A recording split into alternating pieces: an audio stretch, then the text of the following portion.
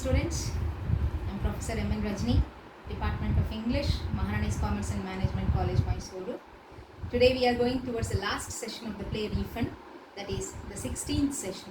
Before going to the 16th session, I would like to do a small recap of the 15th session, wherein we have already seen in the 15th session how the geography teacher outwits Wasserkopf by asking a very simple question, and the question was like this: what city of the same name is the capital of German province of Brunswick?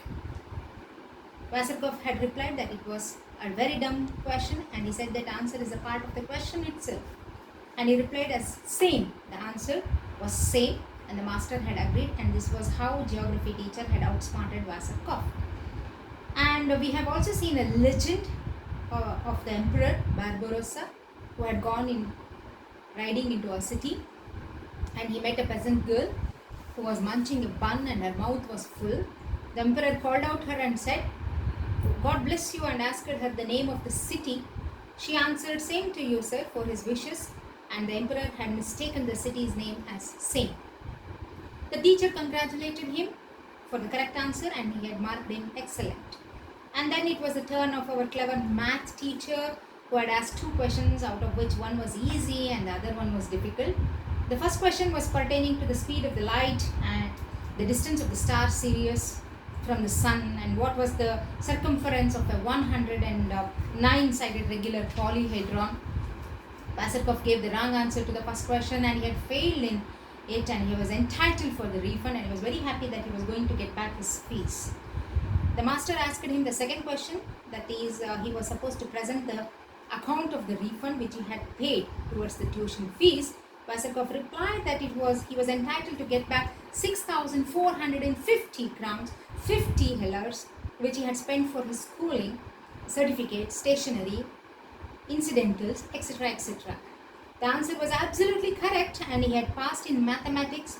The clever teacher handled the situation appropriately. The principal was very happy, and he had congratulated all the teachers, and they had enjoyed the success of it. Now we are coming towards the 16th session, that is the last session of the play. I would like to say it is conclusion of the play. The play Refund is full of humor. Today we are going to analyze the play critically. A lot of criticism I have involved in this last session, which deals with an extraordinarily absurd situation. You know what is the term absurd? I have told you in the earlier sessions of mine. Absurd is something which is not real, which is not authenticated. The story is unusual, it's quite interesting and humorous. A young man of age about 40 years comes back to the school after 18 years of the period, and he demands for the refund from the school, for he was thought to be useless and not fit for this modern society. And he was also told by a friend of his, Lederer, on the road when he had met, and they had discussed about the stock exchange, foreign exchange markets, etc. And Wasserkopf had exhibited that he doesn't know anything. So he was asked by his friend to go back to the school and demand for his refund because he was taught nothing in the school. With this impression, you know very well, Wasserkopf had come to the school, and he tries to deliberately trick his way to the money by answering all the questions wrongly. However, in the end, we see how he gets tricked himself by the school. The principal's concluding boast, that is, in this school a pupil simply cannot fail, sums up the satiric exposure of the modern educational system. That is a satire we see in the play. That is a satire of the modern educational system. They are just bothered about passing the student. They are not bothered about their career, their future, where to outwit the student is more important than the genuine welfare of the students. This is what we are seeing in this play.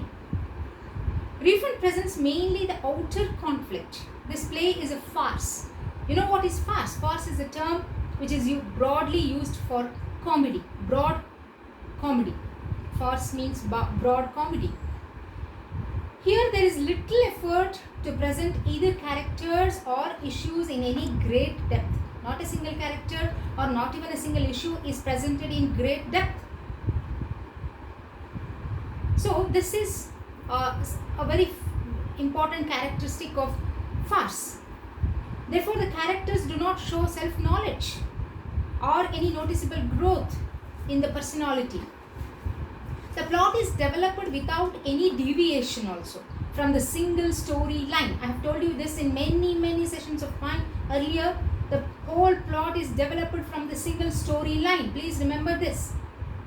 The conflict between the student's career and the teacher's objective of passing them is the crucial point here, which remains unresolved. I would like to repeat this once again. The student's career, the conflict is between the student's career and the teacher's objective of passing them. The teachers simply want to pass the students, and the student wants to build up his career. And between these two, the conflict rises. So this is the theme here again in this play. The play simply deals with an extraordinarily ludicrous situation. It also shows the ability of the teachers to manage the situation and how they tackle Vaserkov without spoiling the reputation of the school. They very well devise a plan.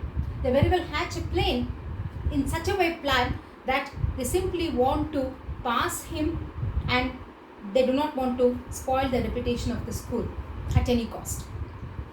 We notice the paradox. What do you mean by paradox? Paradox is a contradictory statement, the opposing statement to someone else. In the final outcome of the re-examination, the student has failed the real test, and that demanded the alertness and quick-wittedness on his part. He has passed for his ability to do arithmetical calculations. That's all. Nothing more is expected from him. But he fails to calculate the master's mind, and he trips. A very important point to be noted.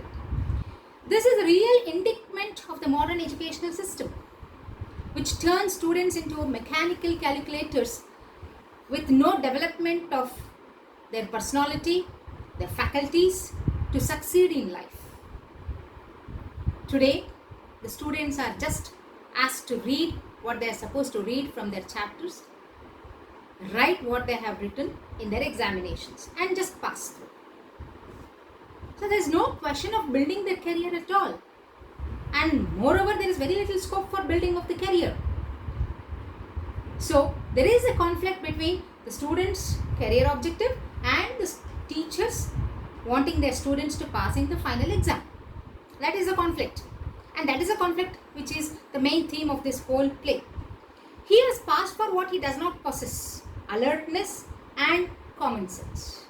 Vaserkov has two things which he is supposed to have, but he does not have. One is the alertness, and other one is the common sense. Both he does not possess. He has passed only because he is good at calculations. He has given very well. In the last session, in the mathematics examination, he has calculated very well whatever he has spent, for what things he has spent, and he has given the final, arithmetic calculation. At the end, we also notice that Vaserkov's abusive remarks are calculated to humiliate the masters, and they also reflect the callous behavior of the masters in their school days. He is also abusive towards the teachers, and the teachers are also exhibiting their callous behavior of his school days. So both are at the fault. Both are on the wrong sides. So today, with all critical comments and the theme of the play being reassessed, I would like to conclude this session. I hope all the sessions are going to be productive, helpful to you. Please read the play, read all the sessions in detail, try to answer the MCQs at the end of each session, and see that you are thorough with all the sessions. So best of luck for your exams, and at the same time I would like to retell, please take care of yourselves in this pandemic situation. Wear the mask, keep yourself safe. Thank you, students.